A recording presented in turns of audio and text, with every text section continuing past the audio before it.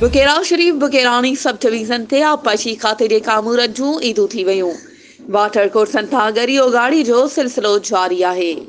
ख़बर मूजिब बुकेरानी sub division ते आपाशी खाते जे कामूरनि पारां सरफराज़ वाह जी वाराबंदी बाद नए साल जी पोखी जे वक़्ति मुंड जे वाटर कोर्सनि तां वीसी जी मद में करोड़े रुपया उगाड़ण जो सिलसिलो जारी आहे, जॾहिं त एसडीओ ऐं सरवेल जी मिली भगत सां सरफराज़ वाह, चाकुर शाख, ज़ौर शाख ऐं खसाना टू शाख जी मुंड जे वाटर कोर्सनि तां वीसी जी मद में करोड़े रुपया उगाड़ण शुरू करे छॾियो।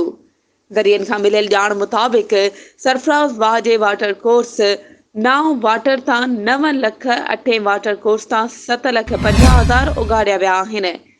जॾहिं त ज़रियनि खां मिलियल ॼाण मुताबिक़ वाह ऐं शाख ते मुक़ररु थियल एसडीओ सरिवेल ऐं दारोगे पारां चाकुर ज़ौर शाखुनि ते पंहिंजा प्राइवेट अमलदार जेके अछे कारे जा मालिक आहिनि ऐं मुंड जे आबादकारनि खां मुबैना पैसनि जी ॾेती लेती बि उन्हनि ज़रिए कई वञे थी।